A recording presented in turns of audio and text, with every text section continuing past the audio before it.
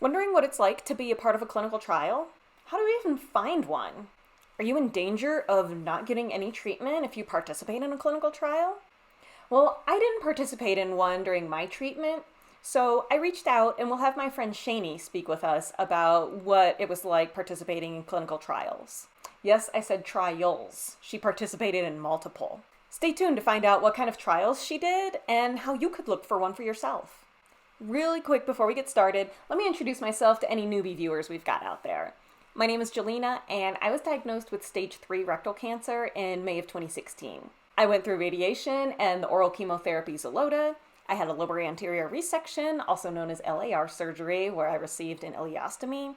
I went through 8 rounds of the IV chemotherapy Folfox, and then I had my ileostomy reversed in June of 2017.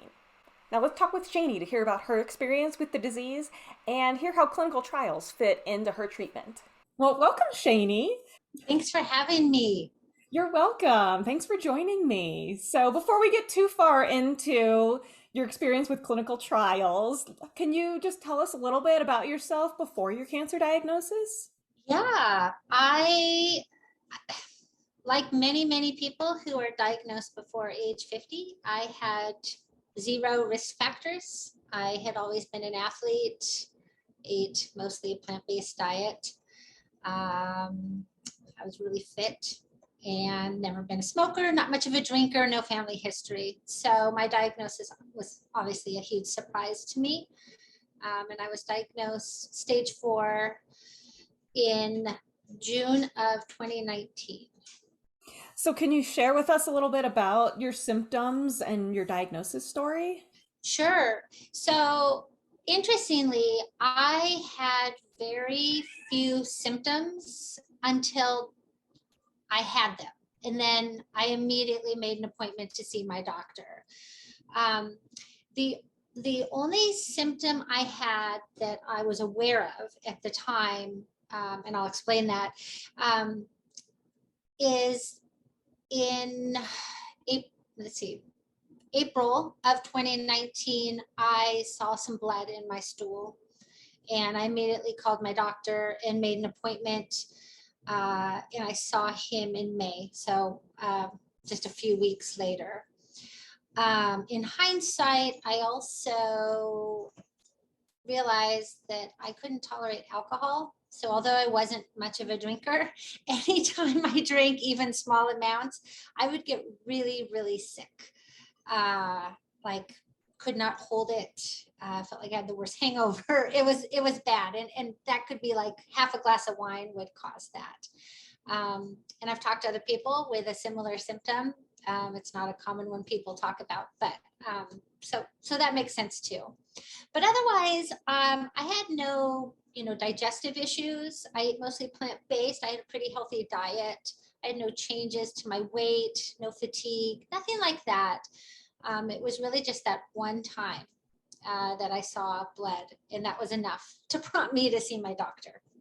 So then, did you get referred for a colonoscopy, and that's when you found out? My primary care doctor, when I told him the symptom I had, he immediately said, I need to refer you for a colonoscopy. And I said, well, what's your concern? And he said, well, honestly, cancer. It might not be, but I'd rather be safe than sorry.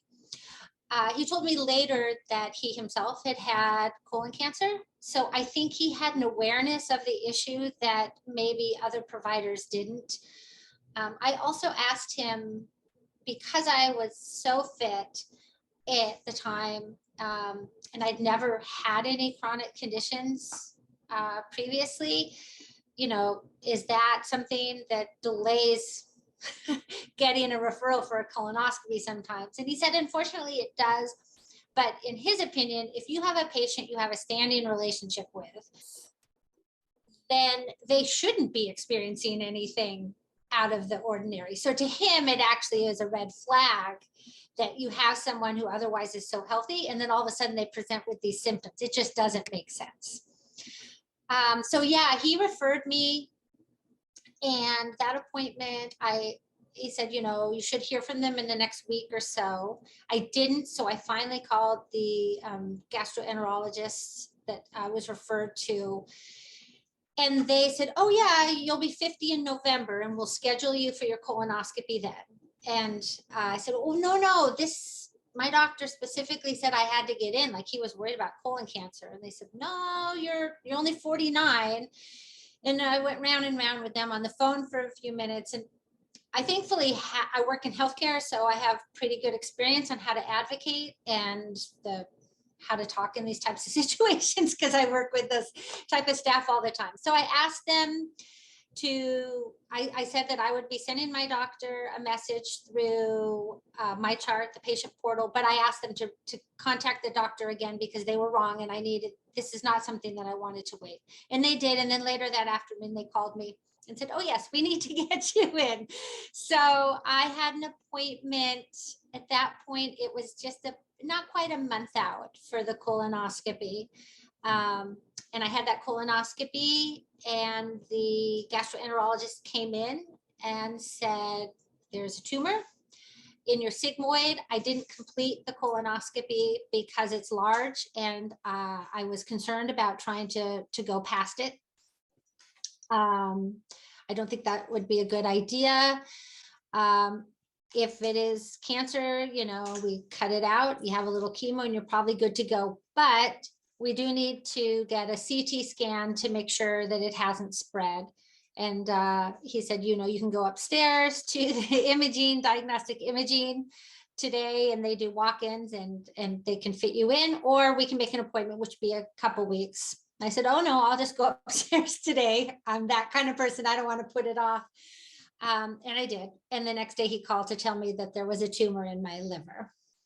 So the tumor in the liver then made your diagnosis stage 4 then, correct? Stage 4, yeah. And I only had that one tumor in the liver. So and when I had surgery they opted to do a colon resection later that month. He was concerned, even though I had no symptoms, he was concerned about a blockage developing because of the size of the tumor.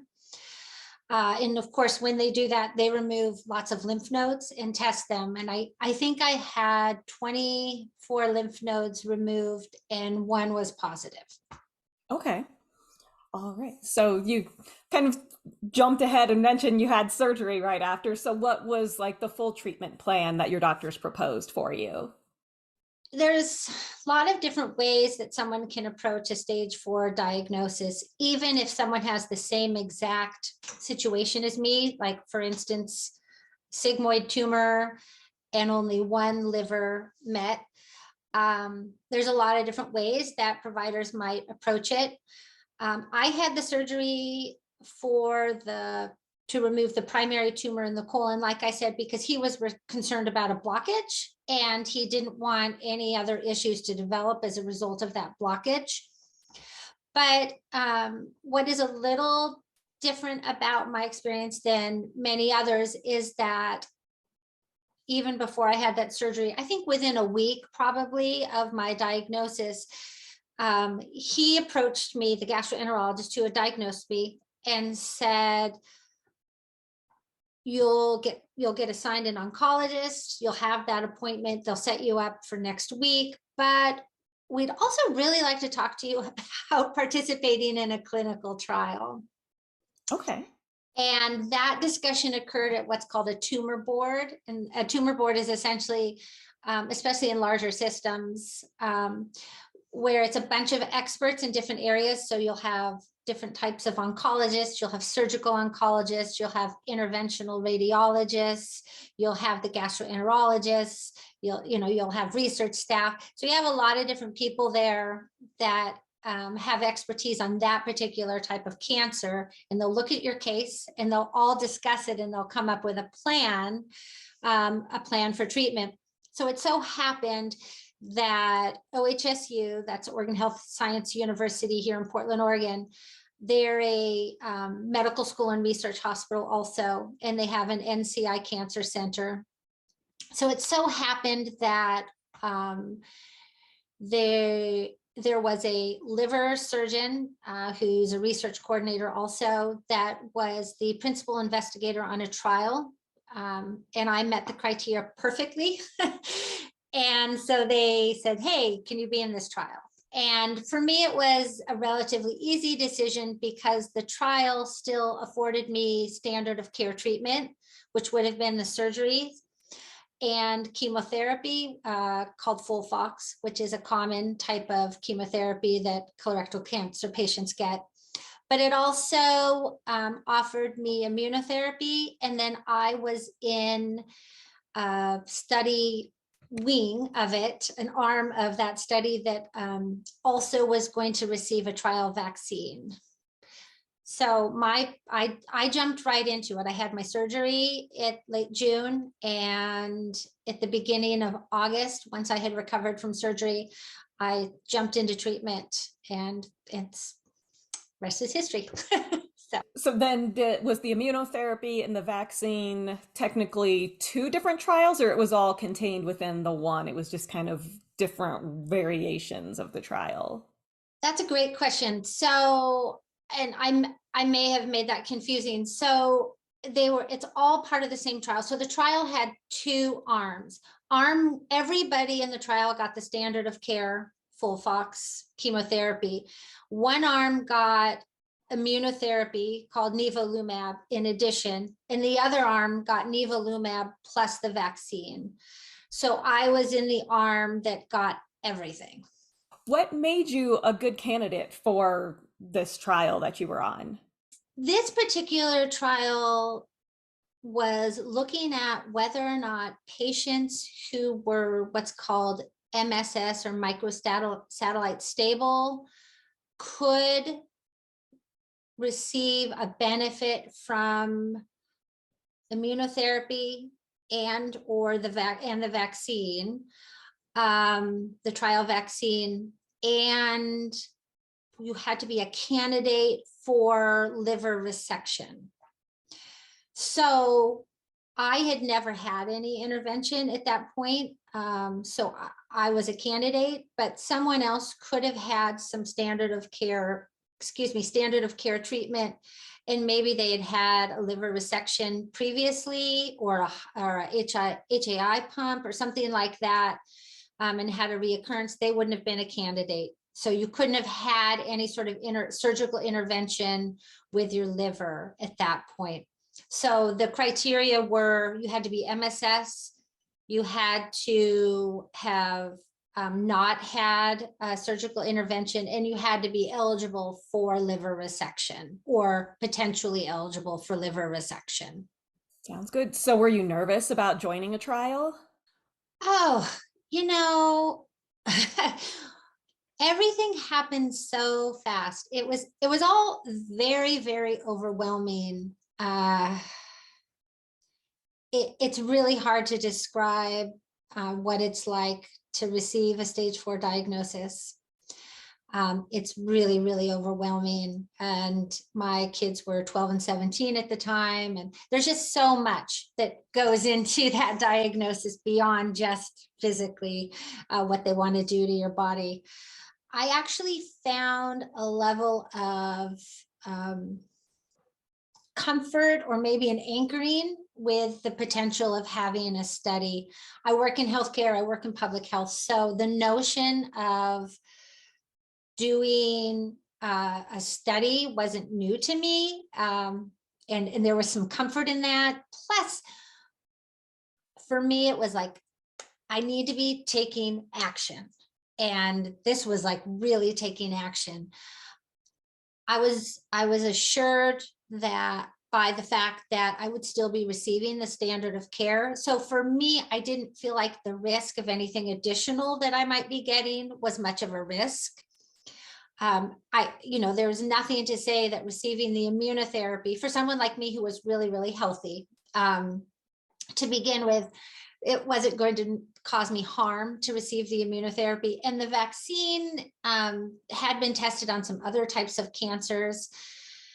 And so the risk was really around potential side effects I might have, but not whether or not my cancer would not respond. If my cancer didn't respond, it would have been because the chemotherapy itself wouldn't have worked, right? So to me, it felt like a low risk choice to make. And it was really important to me to participate in a trial, knowing that at the time, not to be morose, but prognosis for stage 4, when you're, especially when you're first diagnosed, is really poor. It's about 15% is the 5-year prognosis. Hopefully it's improved, but at the time I was diagnosed, that's what it was. And so my other thought was, you know, if I'm going to get this disease and if it kills me, I want to at least made a difference, right? I wanted to have contributed in some way. So choosing to do the trial was one way that I could also do that. That makes sense. And I'm glad that you mentioned, I think you've mentioned it twice, like even in the trial, you're still getting the standard of care. So there's no danger that you're getting a placebo and that there are people that aren't getting treatment, because that's like unethical to do that to somebody. So I I think, think some people might be afraid of that in joining a trial, that they're not going to get something and that the cancer could progress. yeah, trials are it's a complex system. And there are a lot of different types of trials and phases of trials. And I think the average person who isn't familiar with trials has this idea that you go in and you get these drugs that have never been given to anybody and they're going to get tested on you, and weird, crazy stuff could happen, or you could die really easily, or, you know, the majority of trials are not like that. The majority of trials that cancer patients are involved in are drugs that they have tried in other ways, and now they're trying with this other type of cancer, because every cancer is different. In fact, colon cancer is lots of different cancers, right? It's not just one cancer that everybody has the same.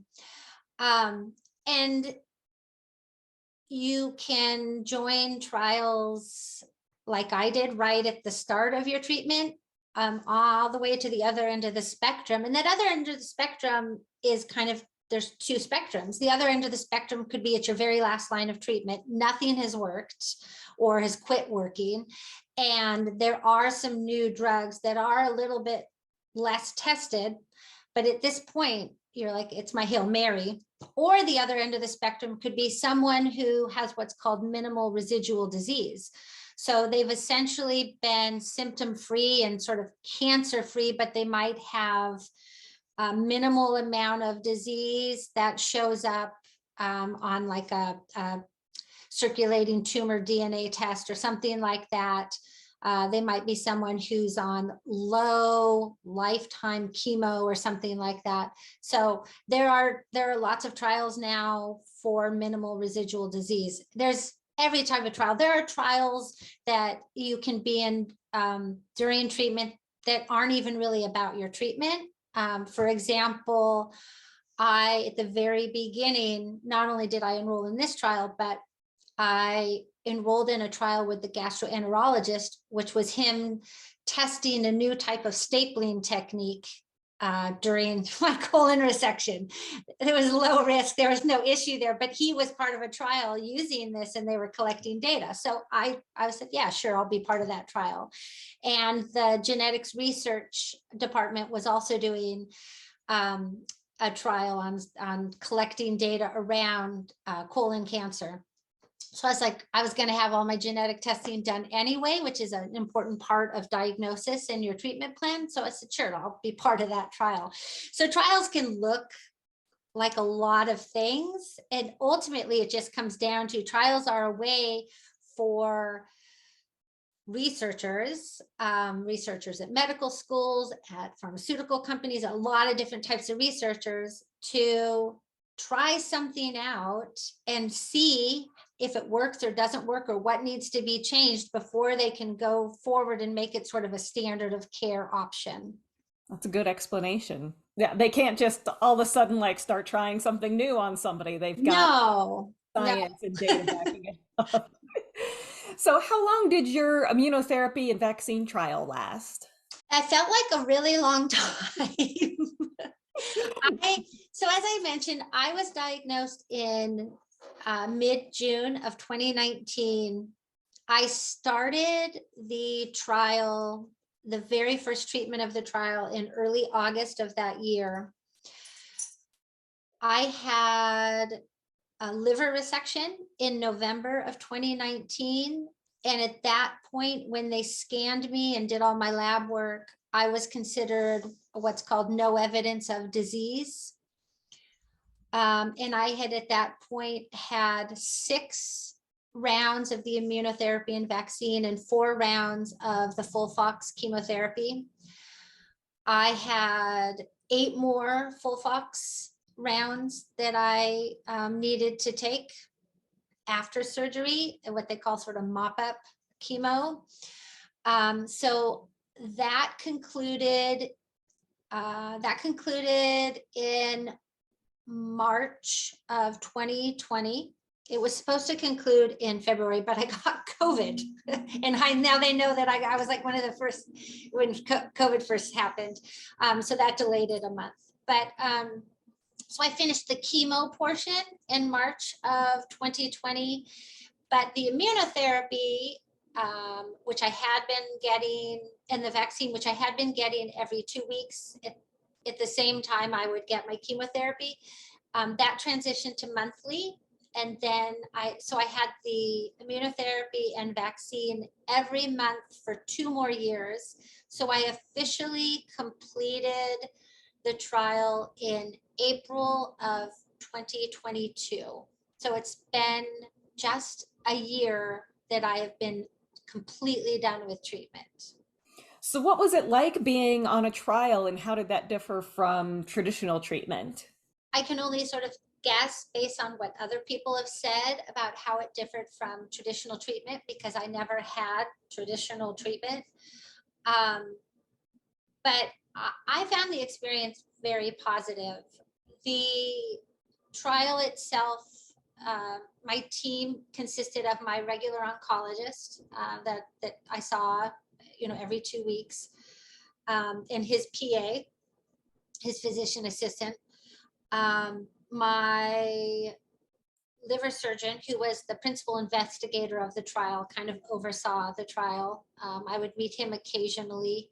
And then there was a research coordinator, a lovely woman named Erin, that was the research coordinator for this particular trial. So every appointment I had, she would join my appointment for a portion of it and had a series of questions to ask around side effects. A lot of times she just listened as I talked about different things that were going on. She was my go-to person. If I had any questions about anything, she would get me an answer. A lot of it, a lot of times something might pop up and I didn't know if it was because of the chemo, if it was because of the immunotherapy or vaccine. I didn't know if it was a normal side effect, if it's something I should be concerned about. So I could always message her through the patient portal and get a very quick response. And then she also coordinated scheduling all of my appointments. So my days were long. I would go in on a Wednesday, but she had everything scheduled so that, I went from lab to check in with my oncologist, and then I would go to infusion. And infusion, excuse me, infusion could take anywhere from 6 to 8 hours because they would release the chemotherapy and I would have the chemotherapy, which takes about an hour and a half to fully infuse. And they have like pre-medicines and other sort of fluids they give you. And then I would get the immunotherapy, and there were very strict protocols around that. And often what took so long is that it took the pharmacy a long time to release the immunotherapy, because I think when a drug is a trial drug, they go through so many more checks and everything's kept separate and special, that it just takes the administrative aspect of it seems to always take a long time. And then every time I would go to treatment, I would have a different nurse in the infusion center. And eventually I started to have the same people occasionally, and they knew I was on a trial, but every time it's a new nurse and he or she would say, oh, okay. And they'd have to read the protocol for when to administer it, how long they have to wait. The vaccine, it had to be done in a different arm each time, and they had to mark that in a different spot in my arm every time. And, I had to sit for a period of time so they could monitor me afterwards. So those days could be long. But Erin coordinated everything beautifully for me, and I never had any issues. There were a couple times where I just had to change the date in a minor way, just because there was an event that I really wanted to be part of. And she worked with me to adjust that. So I can't say enough about the value of having a research coordinator to work closely with. That's not everyone's experience, but that is the advice I give anyone who's considering a trial: is ask them if they have a research coordinator, ask them how appointments will be made, ask them who your point of contact will be. I think she was wonderful. So It sounds like it. It kind of sounds like your like personal cancer assistant that did everything for you. absolutely, she's great. She was great. So you mentioned like being really sick, having the pump attachment and all that. I know, I went through FOLFOX as well, so that all sounds very similar to what I experienced. Did you experience that also once you were done with FOLFOX and doing just the immunotherapy and the vaccine? I had 2 cycles of just the immunotherapy and vaccine before I started the FOLFOX. I got super sick, and I had like a 103 fever. I just felt like I got hit by a bus. I had no idea. I was so new to all of this. I didn't think to contact my oncologist.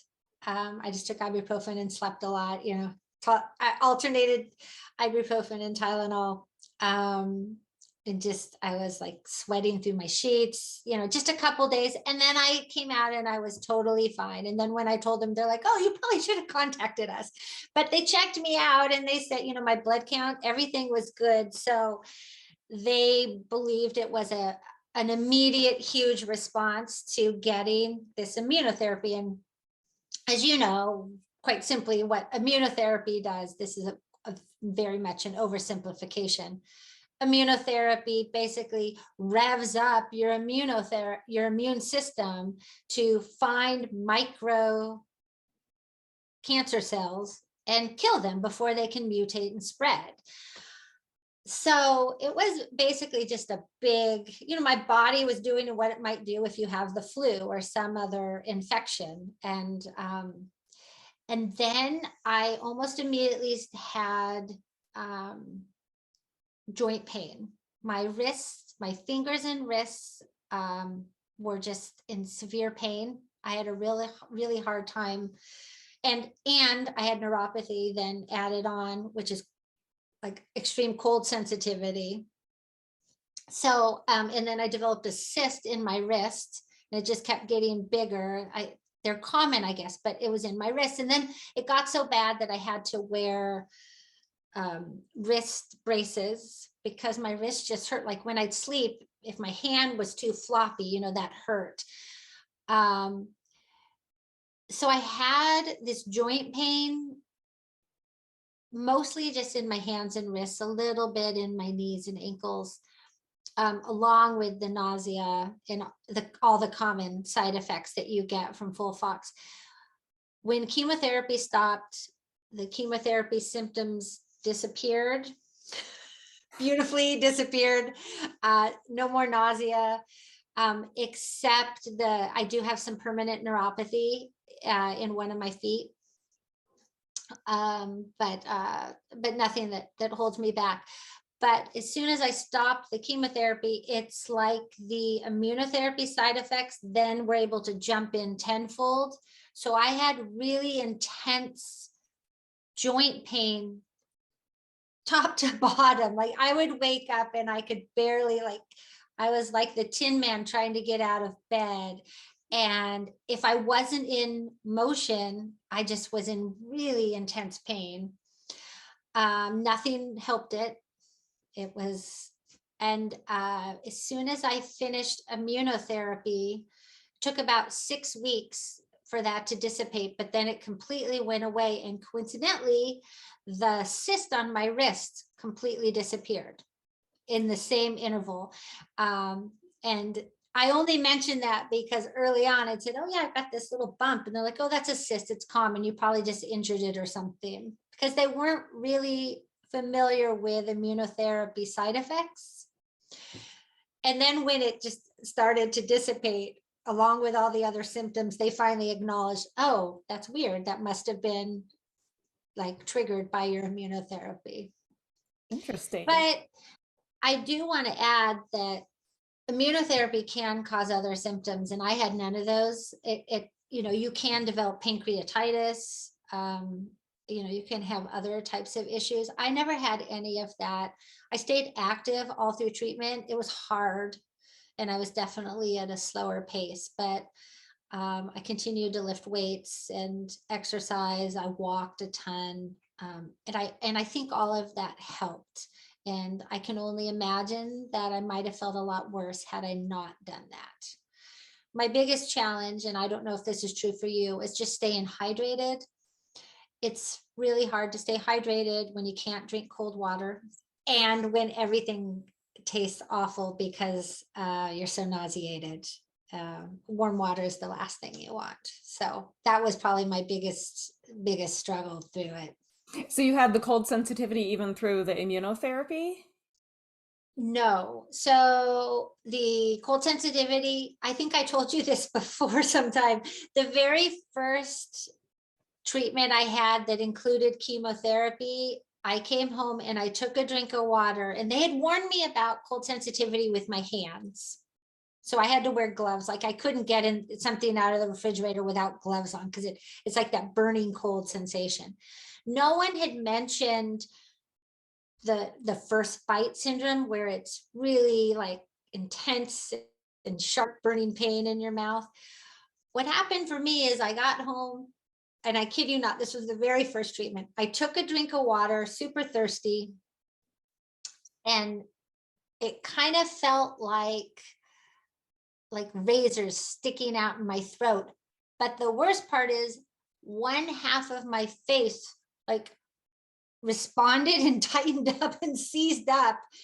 And it was noticeable because my son was like, what is happening? And I thought, am I having a stroke? Am I having a grand mal seizure?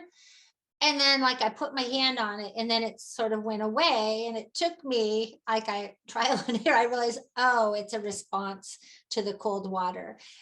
Same thing happened with contacts. It took me much longer than it should have to realize that the reason that my eyes would just feel like they were going to pop out of my head in the morning is because I was putting in my contacts without first warming up the container. So the liquid that the contacts were in was cold, and I would put them in my eye, and I would just feel like my eyes were on fire. So like I said, that took me longer to figure out than it should have. But finally I realized, oh, I need to carry them around in my pocket and warm them up before I put my contacts in. So for anybody that's out there that's maybe thinking about or wants to look into clinical trials, where do you recommend that they begin their search? There are a few places that I would recommend. Obviously, anyone can go to the National Cancer Institute, and there's a whole trial database that all trials have to register in. It's thorough, but it's not user-friendly. It's definitely not patient-friendly. It's very sciencey. The other source would be something called the Alana Project. And so that is a compilation, a very, very comprehensive compilation of clinical trials of all types related to colorectal cancer that patients have been putting together through a Facebook group called Colon Town. So Colon Town is this really great Facebook group that there's a little application. You need to be a colon cancer patient.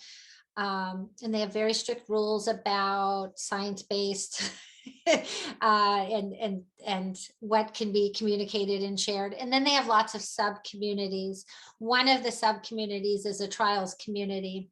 And so within there, one of the members took the lead, and it's essentially it's a spreadsheet, but it's essentially like a database of all different types of trials. And so what makes it interesting is it's trials that you would find on the NCI database, but this is very patient friendly. So it describes the trials in ways that patients could understand, describes the criteria in ways patients can understand, but it also talks about side effects. So people who've participated in these trials can contribute, and they can talk about their experience, do's and don'ts, places that they recommend, who's participating in it, doctors that are participating, etc. So that's an excellent resource.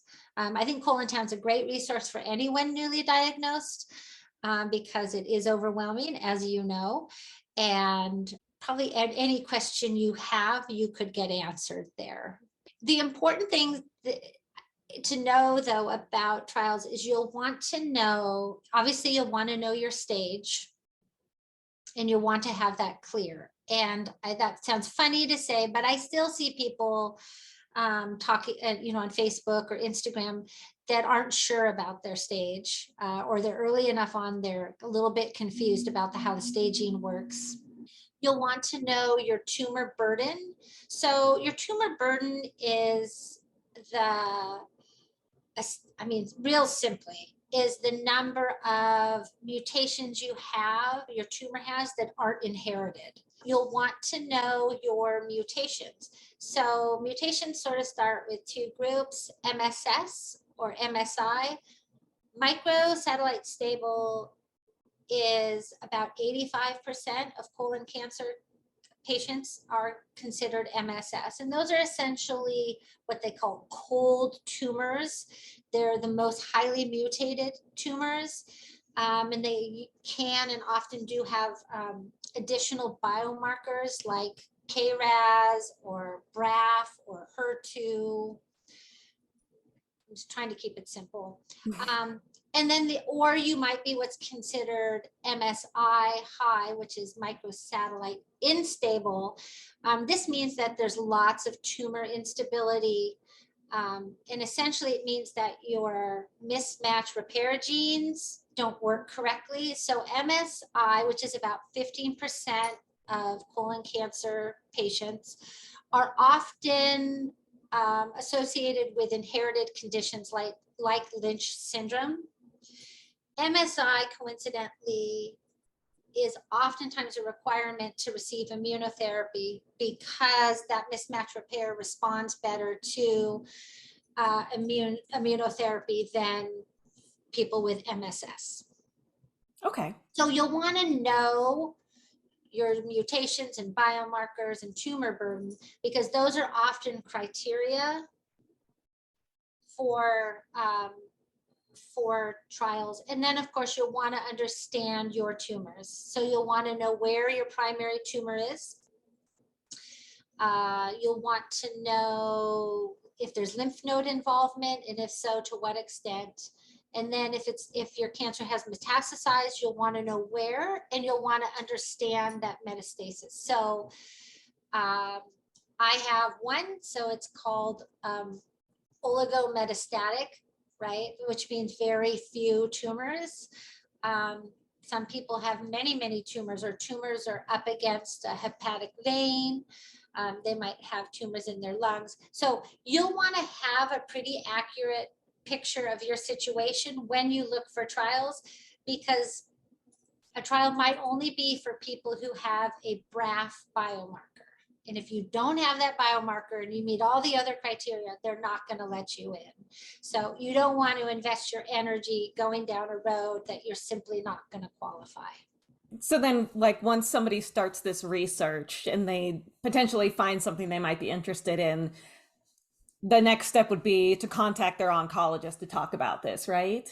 You can reach out to, sometimes you can reach out directly for a trial depending on your situation, but you should be able to have this conversation with your oncologist. You should be able to show them, they should be able to look it up and read more about it and help you talk through it.